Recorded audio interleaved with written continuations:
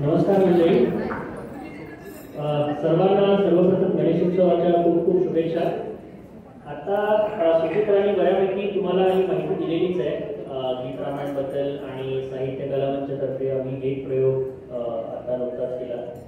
तर आता आम्हाला मंडळाने संधी दिली आहे त्याबद्दल मी मंडळाचे अध्यक्ष ओंकार संगोराम आणि सगळ्या कमिटीचे साहित्य कला मंचतर्फे आभार मानतो सर्वप्रथम.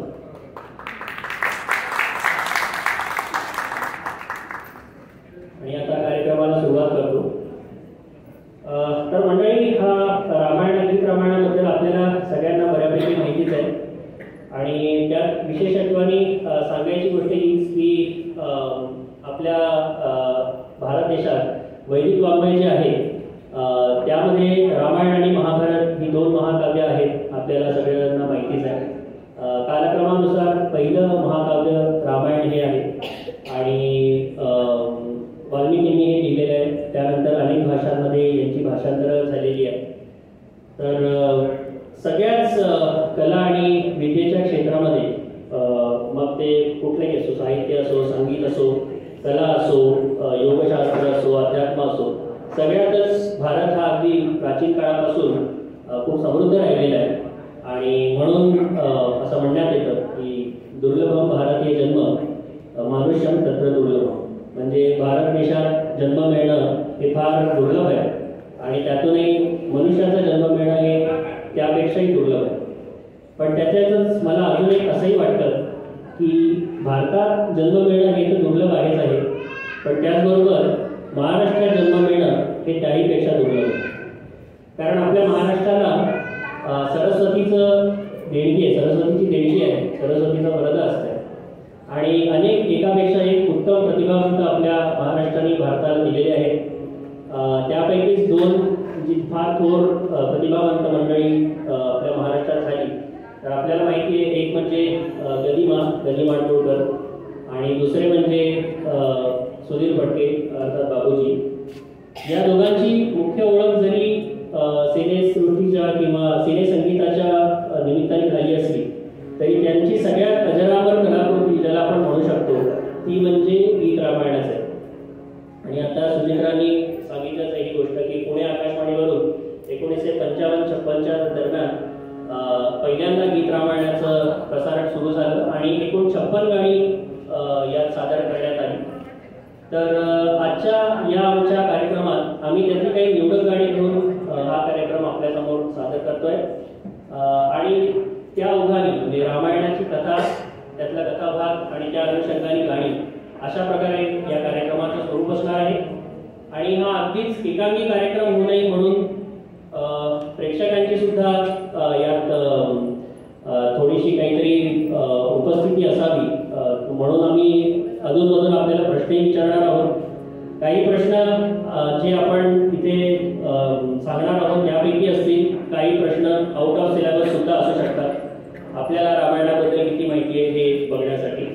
तर म्हणून हे अपेक्षित आहे की आपण सर्वांनी कृपया लक्ष देऊन या सगळ्या कार्यक्रमाचा आस्वाद करावा. तर सुरू करतोय आपला पहिल्या गीताचा कार्यक्रम.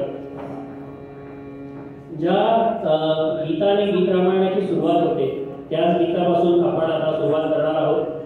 स्वये श्री रामप्रभू ऐकती कुशलव रामायण गाती. सादर करीत आहेत स्नेहा पाठक, अपूर्वा आणि प्रज्ञा बक्षी.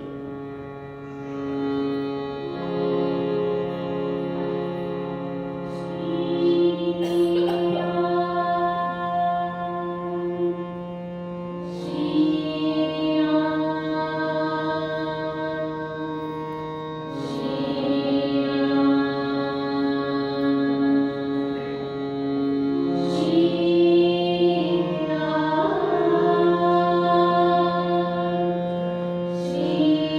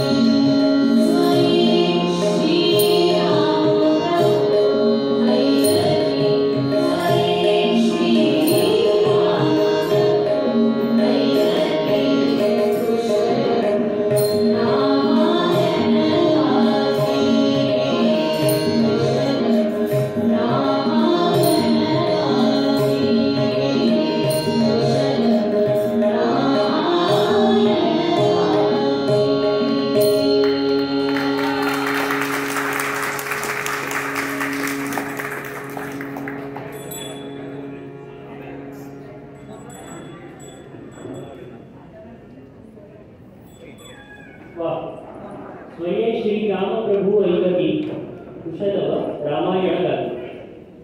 स्वतः नवकुशांचे पिता असलेले प्रभू श्रीराम आपल्या या दोन गोंडस बालकांकडून आपले चरित्र ऐकत आहेत. पण दोघांनाही हे माहीत नाही की त्यांचे एकमेकांशी पिता पुत्राचे नाते आहे. किती अद्भुत आहे. रसिक हो, रामायण किंवा महाभारतासारख्या कथा या केवळ मनोरंजनासाठी ऐकून सोडून देण्याच्या कथा नव्हे, तर त्या कथांमधून मानवी स्वभावाचे, मानवी नातेसंबंधांचे, मानवी जीवनाचे इतके रंग आपल्याला बघायला मिळतात की त्याला खरंच तोड नाही. प्रत्येक वेळी ऐकत असताना एक नवीनच रंग समोर येतो. राजा दशरथ हा खरं तर अयोध्येचा राजा, महापराक्रमी, भारताचा त्या काळचा चक्रवर्ती सम्राट, म्हणजे आजकालच्या भाषेत सांगायचं झालं तर सेंट्रल रुलर. त्याला 3 अत्यंत सुंदर आणि पतिव्रता अशा राण्या, कौसल्या, कैकेयी आणि सुमित्रा. परंतु प्रत्येकाच्या आयुष्यात, मग तो अगदी दशरथासारखा महापराक्रमी राजा असला तरीही काहीतरी उणीव असतेच. नियतीचा हा नियमच आहे. कदाचित याचं कारण असेल की उणीव असल्याशिवाय माणसाला जाणीव होत नाही. सगळी अनुकूलता असूनही राजा दशरथाच्या आयुष्यात एक मुख्य उणीव होती, की त्याला मूलबाळ नव्हते. शेवटी राजाने ऋषीमुनींची सल्लामसलत केली आणि त्या गुरुजनांनी राजाला पुत्रकामेष्टी यज्ञ करण्याचा सल्ला दिला. शृंगी ऋषींच्या मार्गदर्शनाप्रमाणे राजाने यथासांग यज्ञ केला. ऋषींच्या म्हणण्याप्रमाणे जर सगळे नियम आणि विधिनिषेध व्यवस्थित पाळून यज्ञ केला तर यज्ञाच्या शेवटी स्वतः यज्ञपुरुष प्रकट होणे अपेक्षित होते. राजाने यथासांग यज्ञ केला आणि यज्ञाच्या शेवटी यज्ञपुरुष स्वतः प्रकट झाला. त्याच्या हातात पायस म्हणजे खिरीचे पात्र होते व राजा दशरथाला उद्देशून प्रसन्नतेने तो यज्ञपुरुष म्हणू लागला, दशरथा घे हे पायसदार. तर ऐकूया हे गीत सादर करीत आहे रवींद्र कुलकर्णी.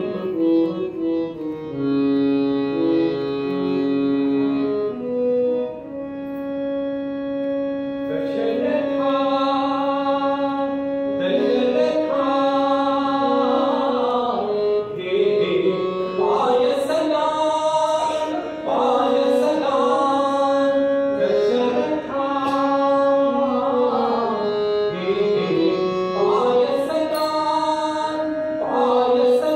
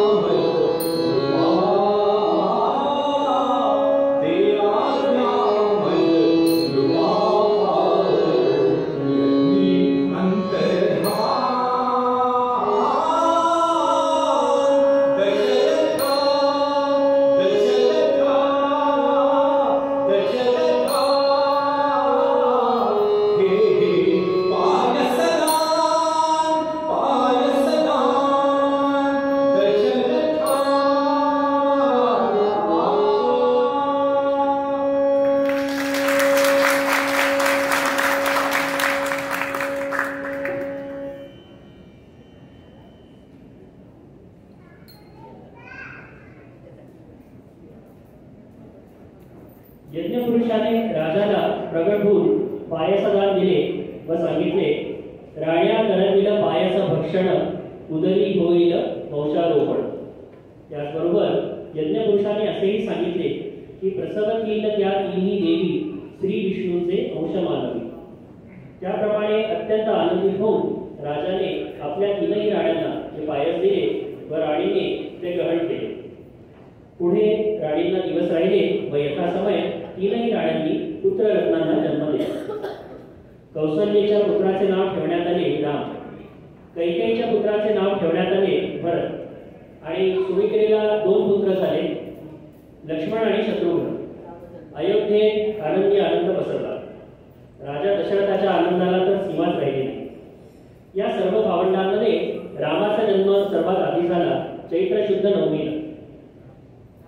ज्येष्ठ राणी कौसल्येला पुत्र झाला ही बातमी पसरताच दशरथाच्या राजप्रासादात आनंदाची लाट आली. सर्व दासवासी आनंदाने एकमेकांना सांगू लागले, राम जन्म लागसाठी राम जन्मला. तर ऐकूया हे गीत. सादर करीत आहे मंजुषा भुसारी, दीपाली गुरव आणि आदिती श्रीपुरम.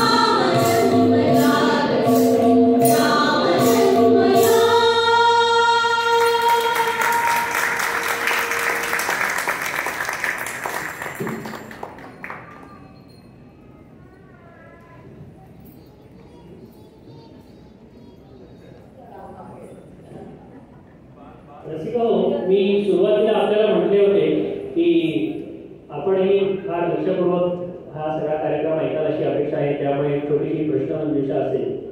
तर म्हणून मी प्रश्न विचारू इच्छितो. हा इनसाइड सिलेबस आहे, आउटसाइड सिलेबस नाही. कुठल्या ऋषींच्या मार्गदर्शनाप्रमाणे राजा दशरथाने यज्ञ केला होता? उत्तरकामेश्वर कोणी सांगू शकेल?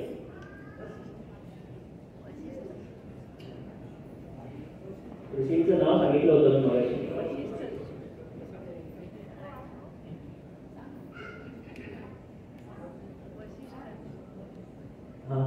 वशिष्ठ ऋषी नाही.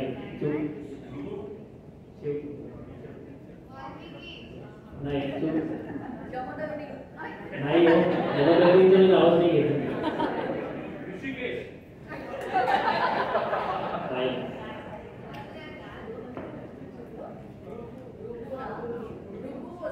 नाही बरोबर. कोणी दिलं उत्तर? बरोबर आहे. शृंगी ऋषी शृंग म्हणायचं त्याला.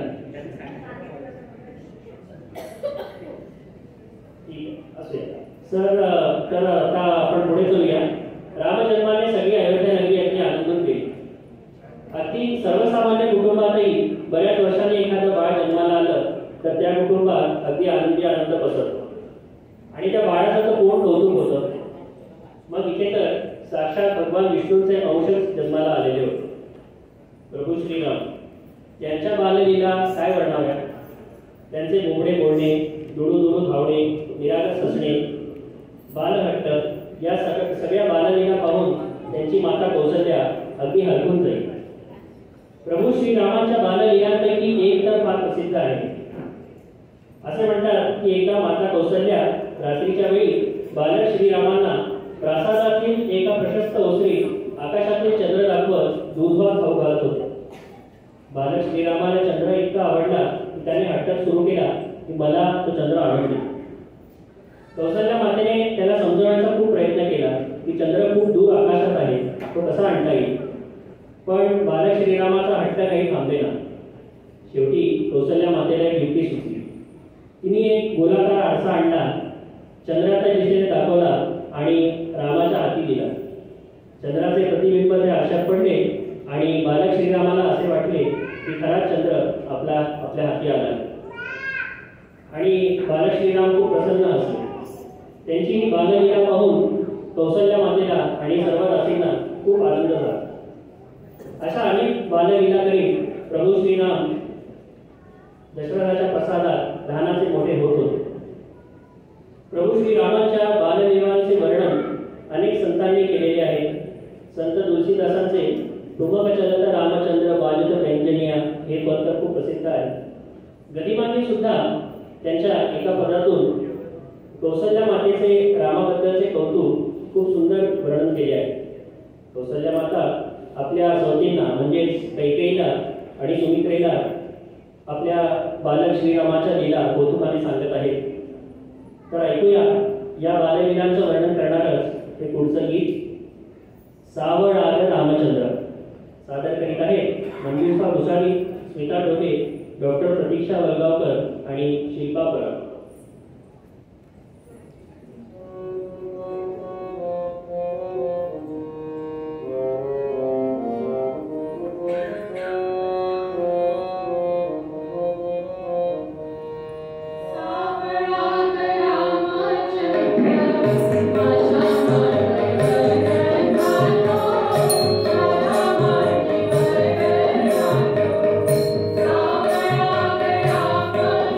Yeah.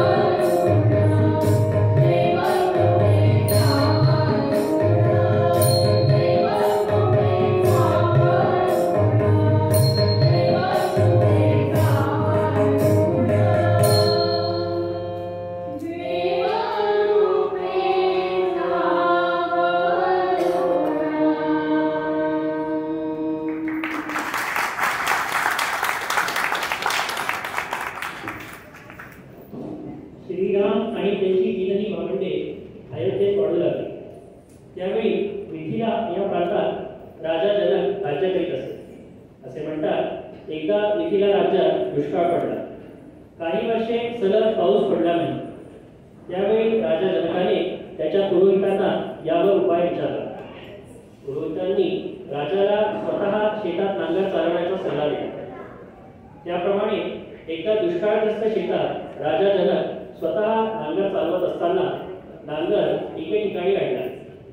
राजाने बघितले तर जमिनीत एका कलशाला नांगर अडला होता. राजाने बघितले तर त्या कलशात एक नवजात बालिका होती. राजाला आश्चर्य वाटले व खूप आनंदही झाला. असे म्हणतात की नांगराच्या पुढच्या भागाला सीत असे म्हणतात. म्हणूनच जनकाने त्या बालिकेचे नाव सीता असे ठेवले. ही तिथी होती वैशाख शुद्ध नवमी. त्या तिथीला जानकी नवमी असे म्हणतात. सीता जनकाच्या राजप्रासादात चंद्रकोरेप्रमाणे वाढू लागली. इकडे अयोध्येत चारही राजकुमार वाढू लागले. त्यांचे शिक्षणाचे वय झाले होते. तेव्हा राजा दशरथाने त्यांचे कुलगुरू महर्षी वसिष्ठ यांच्या गुरुकुलात चारही राजकुमारांना शिक्षणासाठी पाठवले. चारही राजकुमार गुरुकुलात शिक्षण पूर्ण करून काही वर्षांनी परत आले. आता त्यांचे लग्नाचे वय झाले होते. इकडे सीताही उपवर झाली होती. राजा जनकाने सीतेचे स्वयंवर करण्याचे ठरवले. स्वयंवराचा एक पॉड होता. तो म्हणजे राजा जनकाकडे असलेले शिवधनुष्य उचलायचे आणि त्यावर प्रत्यंचा लावायचे. असे म्हणतात की ते शिवधनुष्य अत्यंत भव्य व खूप वजनाचे होते. भगवान शंकरांनी ते परशुरामांना दिले होते. स्वयंवराची बातमी भारतातील सर्व राजांना कळवण्यात आली. इकडे अयोध्येत महर्षी विश्वामित्रांच्या सांगण्यावरून श्रीराम स्वयंवरासाठी ऋषींबरोबर मिथिलेला आले. स्वयंवर सुरू झाले. सर्व राजांनी प्रयत्न करून पाहिले, परंतु ते शिवधनुष्य कुणाला झाडचे हलवता सुद्धा आले नाही. शेवटी विश्वामित्रांच्या आदेशावरून श्रीराम उठले आणि धनुष्याच्या दिशेने चालू लागले.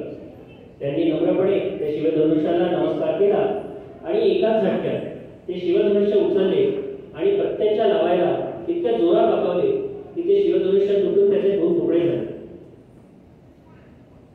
श्रीरामांची ही शक्ती बघून सगळ्या उपस्थितांना आश्चर्य वाटले व खूप आनंदही झाला. सगळ्यांनी श्रीरामांचा जय जयकार केला. राजा जनकाला मनापासून आनंद झाला. सीतेची मनस्थिती तर काय वर्णावी.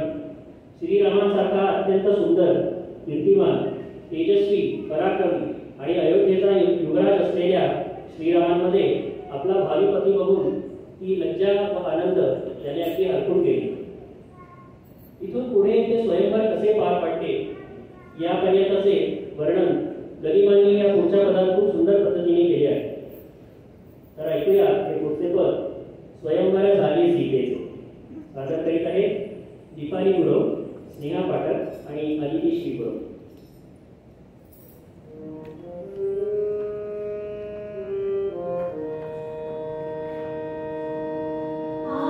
आकाशाशी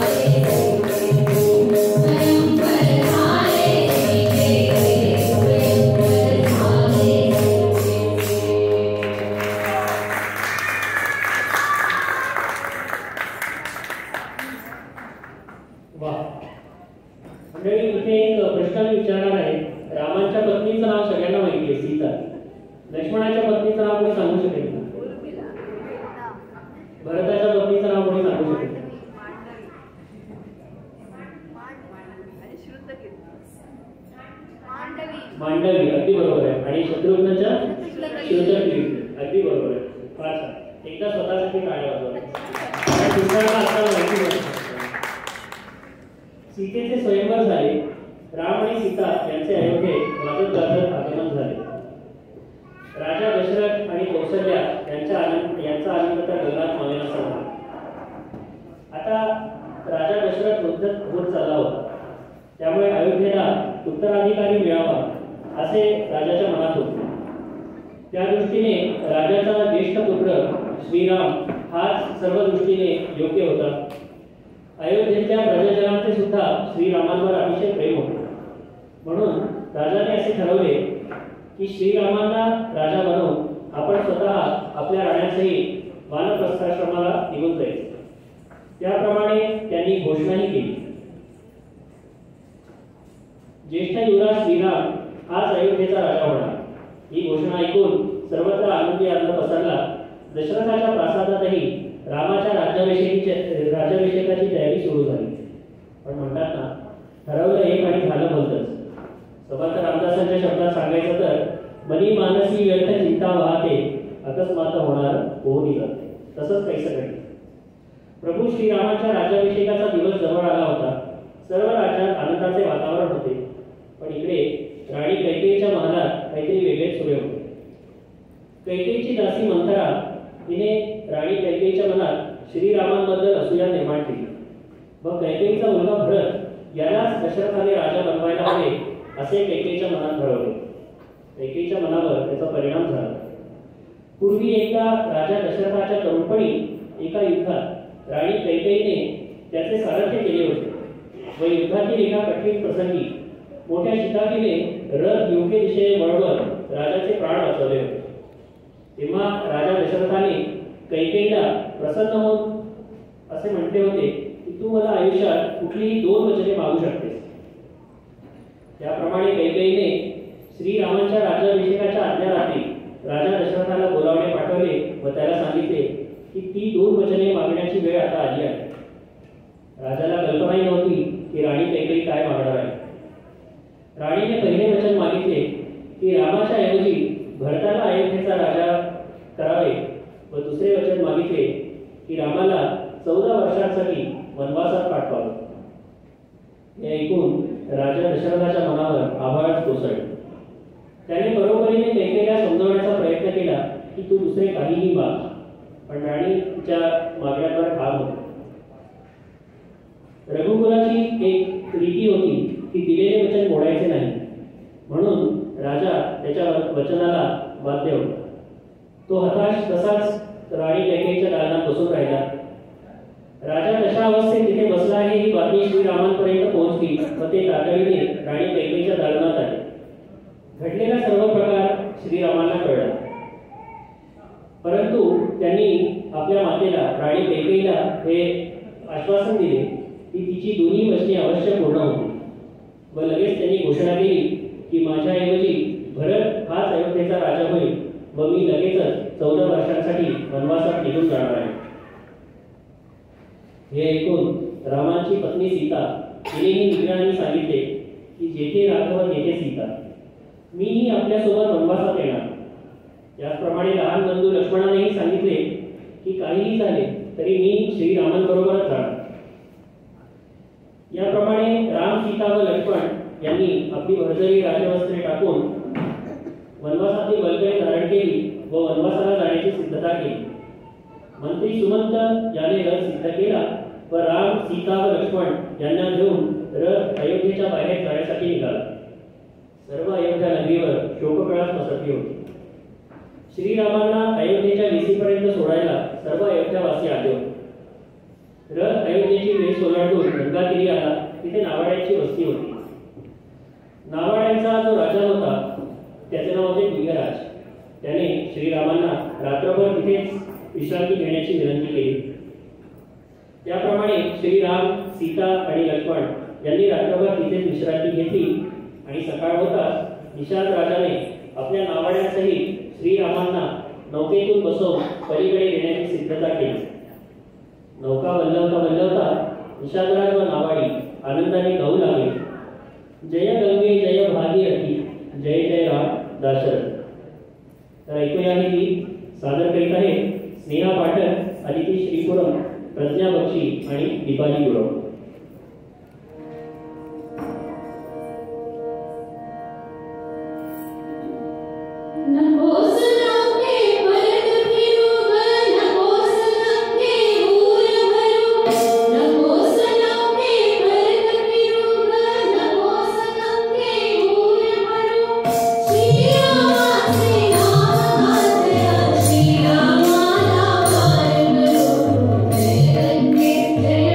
Jai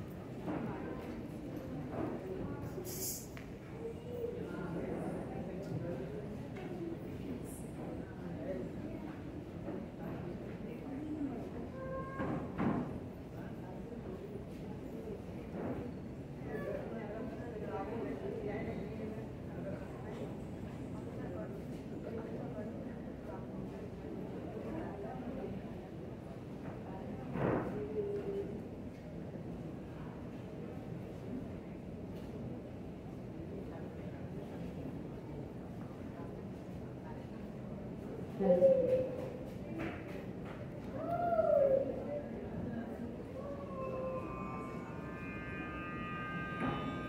लक्ष्मण व जानकी गंगेच्या पहिल्या तीरावर आले.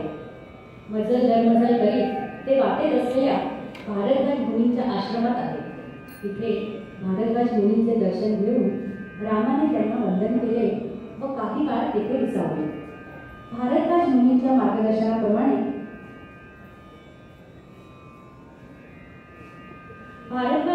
मार्गदर्शनाप्रमाणे जवळच असलेल्या चित्रकूट पर्वतावर श्रीराम आणि लक्ष्मणाने पर्णकुटी बांधून आपले वास्तव्य केले. इकडे अयोध्येत श्रीरामाच्या विग्रहाने वृद्ध दशरथाची प्रकृती दिवसेंदिवस खालावतच गेली व काही दिवसातच राजा दशरथाचे निधन झाले. वरील सर्व घडामोडी घडत असताना भरत हा आपल्या आजोळी गेला होता. या सगळ्या प्रकाराची त्याला कल्पनाही नव्हती. राजाच्या निधनानंतर कुलगुरू महर्षी वसिष्ठांनी भरताला आणण्यासाठी सेवकांना पाठवण्याची व्यवस्था केली. परंतु भरताला सेवकांनी राजाच्या निधनाची बातमी लगेच सांगितली नाही. ते भरताला घेऊन आले. भरताचे आपल्या ज्येष्ठ बंधू श्रीरामांवर अतिशय प्रेम होते. कदाचित श्रीरामांचा राज्याभिषेक असेल म्हणून आपल्याला तातडीने बोलावून घेतले असेल असे त्याला वाटले. अत्यंत आनंदाने तो अयोध्येला आला.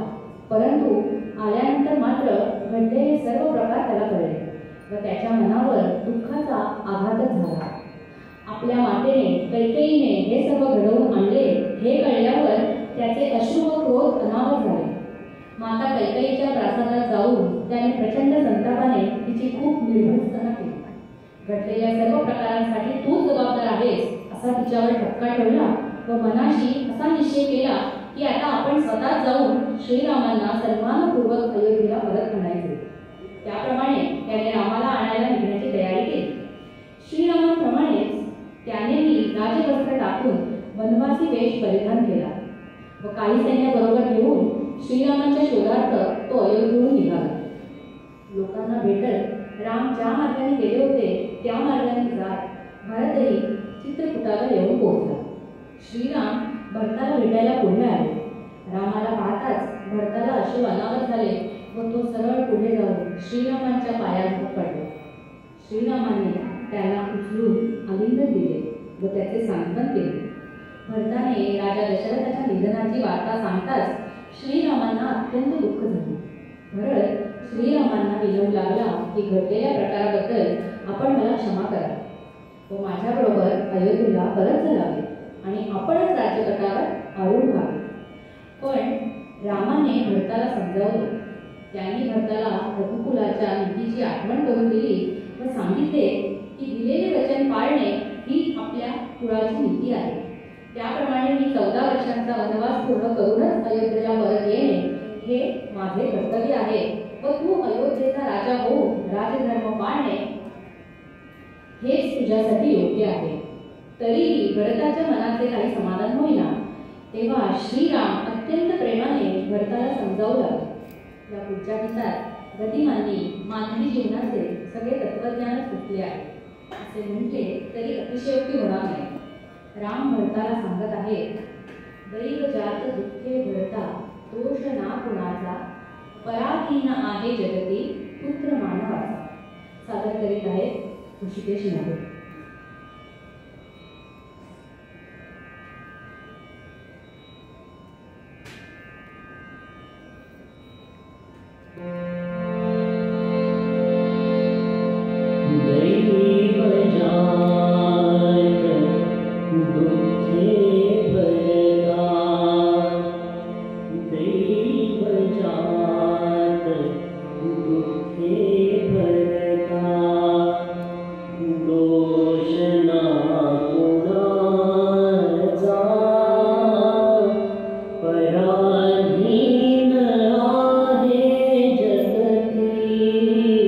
पुत्र मानवाचा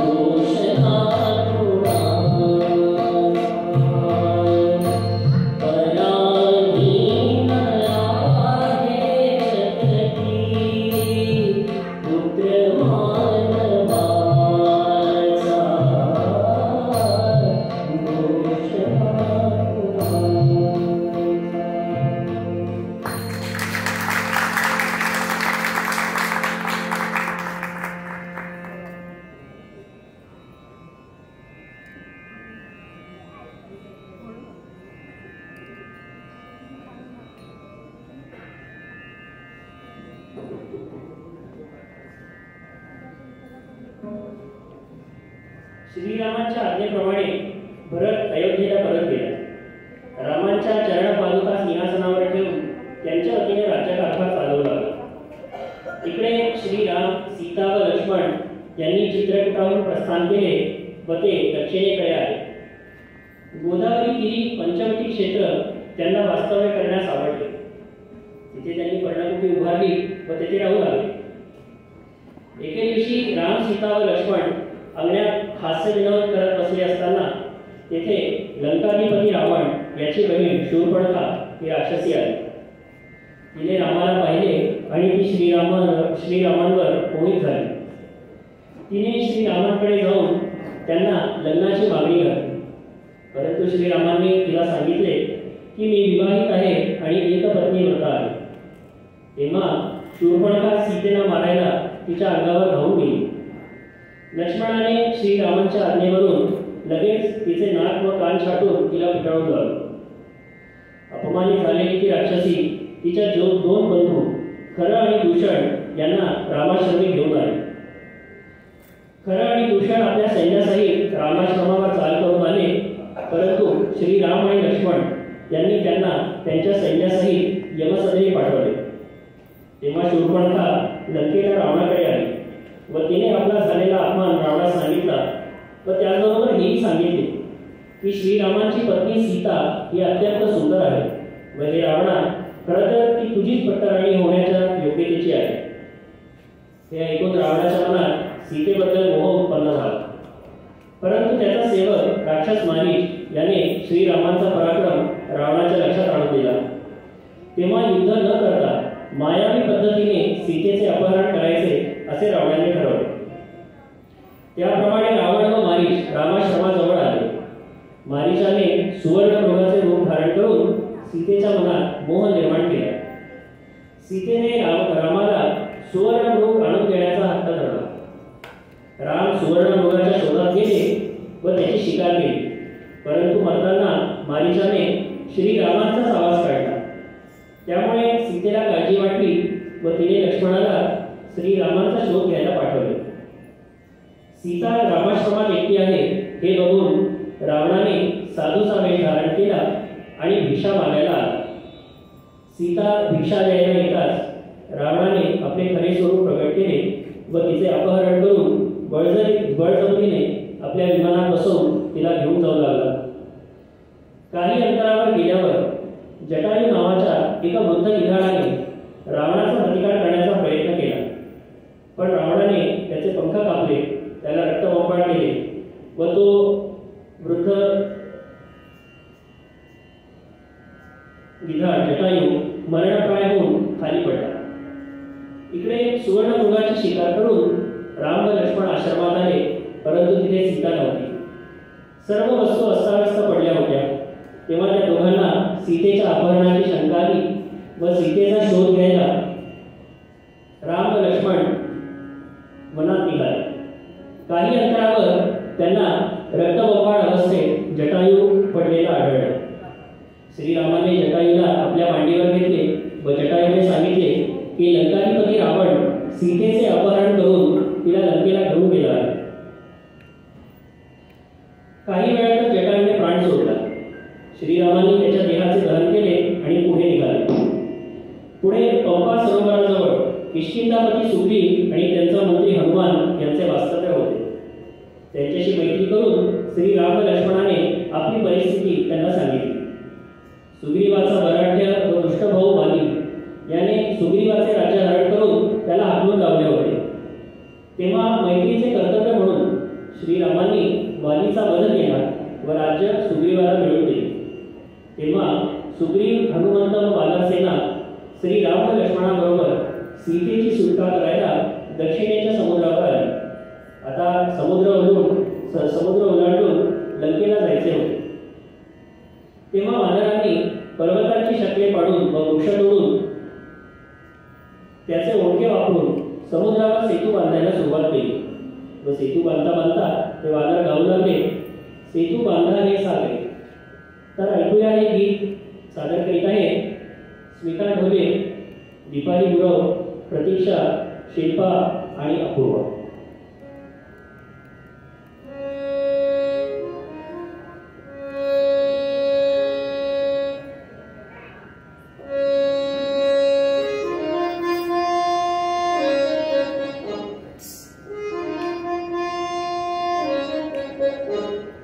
Say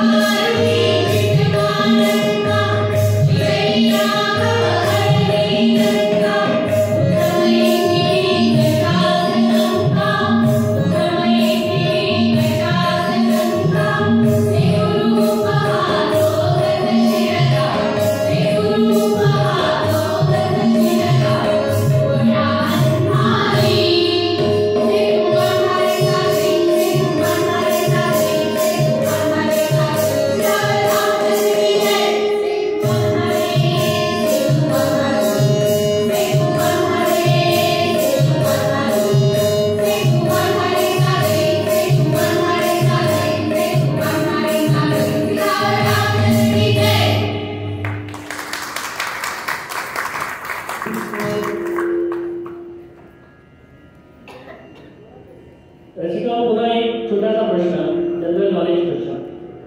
आपण आताच बघितलं की सुग्रीव आणि वाली यांचं युद्ध किंवा सुग्रीवाचं राज्य पंपा सरोवराजवळ. कोणी सांगू शकेल का ते सध्या कुठे आहे पंपा सरोवर? अगदी बरोबर, खूप छान. स्वतःसाठी एका टाळ्या वाजवा. अजूनही आपण तिथे गेलो तर ते गाईड आपल्याला सांगतात की ते सुग्रीव आणि वालीचं युद्ध झालं होतं आणि पंपा सरोवराजवळ. वानरांनी सागरात सेतू बांधला. श्रीराम, लक्ष्मण, सुग्रीव, हनुमंत आणि वानरसेना लंकेला पोहोचली. पुढे श्रीरामांनी वालीचा पुत्र अंगद याला शिष्टाई करायला रावणाकडे पाठवले. अंगदाने रावणाला सांगितले की अजूनही जर सीता मातेला सन्मानपूर्वक श्रीरामांच्या सुपूर्द करशील तर पुढे होणारा प्रचंड संहार टळेल. परंतु अहंकारी रावणाने त्याचा उपहास करून त्याला परत पाठवले. शेवटी प्रचंड युद्ध झाले. श्रीरामांनी रावणाचा वध केला आणि सीतेची सुटका केली. लंकेचे राज्य विभीषणाला देऊन श्रीराम हे सीता आणि लक्ष्मणासहित अयोध्येला परत आले. सर्वत्र आनंदी आनंद झाला. असे म्हणतात की ती तिथी होती कार्तिक कृष्ण अमावस्या, जेव्हा आजकाल आपण दिवाळी साजरी करतो. अयोध्येत सर्वांनी दीप लावून आनंद साजरा केला. श्रीराम व सीता आनंदाने नांदू लागले. पुढे सीतेला दिवस राहिले व ही बातमी तिने श्रीरामांनाही सांगितली. श्रीरामांना अतिशय आनंद झाला. परंतु पुढे एक अघटित घडले. श्रीरामांच्या गुप्तहेरांनी त्यांना येऊन सांगितले की प्रजाजनांच्या मनात हा विकल्प आहे की रावणाकडे राहून आलेली सीता श्रीरामांनी कशी काय स्वीकारली. हे ऐकून श्रीरामांना अतिशय वाईट वाटले. परंतु राजधर्म म्हणून त्यांनी लक्ष्मणाला सांगितले की ज्या राणीबद्दल प्रजेच्या मनात शंका आहे तिला राणी म्हणून किंवा माझी पत्नी म्हणून तिथे राहता येणार नाही. तेव्हा लक्ष्मणा, तू सीतेला पुन्हा वनवासात सोडू दे. लक्ष्मणानेही अत्यंत जड अंतःकरणाने ही कामगिरी पार पडली. सीतामाता अशा अवस्थेत जंगलात श्री वाल्मिकी महर्षींना सापडली. त्यांना तिची अत्यंत दया आली व ते तिला आपल्या आश्रमात घेऊन आले. आपल्या मुलीप्रमाणे त्यांनी तिचा सांभाळ केला. पुढे यथासमय सीतेने 2 बाळांना जन्म दिला. महर्षीने त्यांचे नाव ठेवले लव आणि कुश. महर्षींच्या आश्रमातच ती दोघे वाढू लागली. महर्षी वाल्मिकींनी त्यांना शस्त्रविद्या आणि शास्त्रविद्या दोन्ही शिकवल्या. जेव्हा हे दोन्ही कुमार 12 वर्षांचे झाले तेव्हा इकडे श्रीरामांनी अश्वमेध यज्ञाचे आयोजन केले होते. त्यासाठी त्यांनी भारतभरातून सगळ्या राजांना, ऋषीमुनींना निमंत्रण पाठवले होते. तेव्हा महर्षी वाल्मिकींनी लव आणि कुश यांना सांगितले की अयोध्येला जा आणि श्री रामचरित्राचे गायन करा. त्या अनुषंगाने लव आणि कुश अयोध्येत आले आणि ऋषींच्या आज्ञेप्रमाणे रामचरित्राचे गायन करू लागले. रसिका, आपल्या लक्षात आलंय का? वर्तुळाकार न्यायाने आपण ज्या ठिकाणाहून सुरुवात केली होती त्याच ठिकाणी पुन्हा येऊन पोहोचलो आहोत. आता लव आणि कुश श्री रामकथा गाणार आहे. रसिका हो, श्री रामकथा ही चिरंतन आहे. जोपर्यंत मानवी जीवन राहील तोपर्यंत मानवी जीवन मूल्यांचा एक दीपस्तंभ म्हणून श्री रामकथा मानवाला वाट दाखवत राहील. विशेषतः आजकालच्या काळात जिथे संस्कृती मूल्ये ढासळत चालली आहेत, व्यक्तींमध्ये, कुटुंबात, समाजात आणि जगभरात सगळीकडे चंगळवादाच्या हव्यासापायी माणसं अशांत होत चालली आहेत. माणसांमधली नाती ढासळत चालली आहेत. अशा वेळी तर श्री रामकथा ही या सगळ्या समस्यांवर एक उत्तम उतारा ठरू शकते. जसे की हो, तसे पाहिले तर रामामध्ये आणि रावणामध्ये बरेच साम्य होते, नाही का?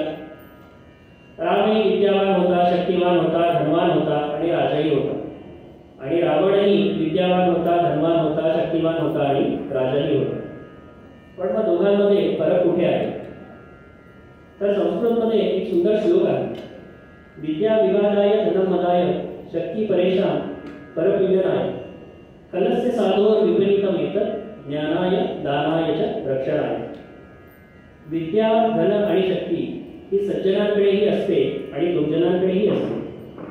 पण सज्जन आपल्या विद्येचा उपयोग ज्ञानासाठी आणि शक्तीचा उपयोग दुर्बलांच्या रक्षणासाठी करतात। या उलट दुर्जन आपल्या विद्येचा उपयोग निव्वळ वादविवाद जिंकण्यासाठी, धनाचा उपयोग अहंकार दाखवण्यासाठी आणि शक्तीचा उपयोग दुसऱ्यांना उपद्रव करण्यासाठीच करतात।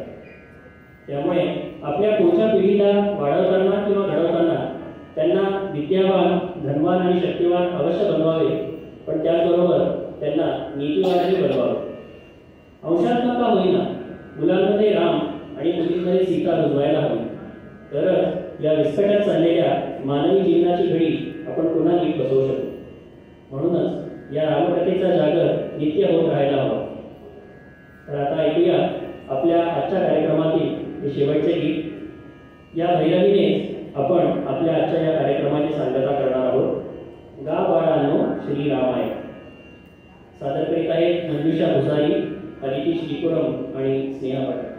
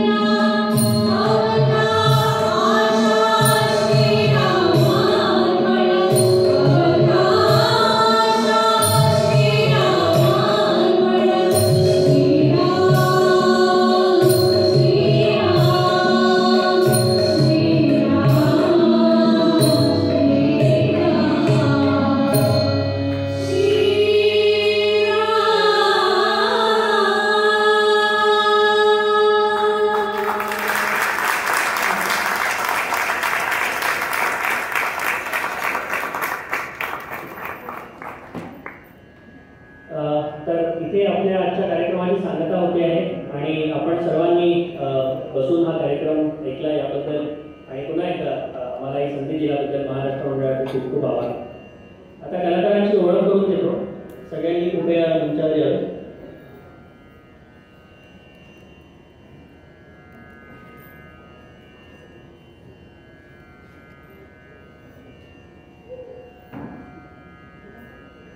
तर पेटीवर आहेत शुभदा काकू, शुभदा पाठक आणि मराठी होत्या आदिती शिवराम. तबल्यावर आहेत आनंद पाठक आणि अपूर्वा जो, मंजुषा मुसारी, नेहा पाठक, रवींद्र कुलकर्णी,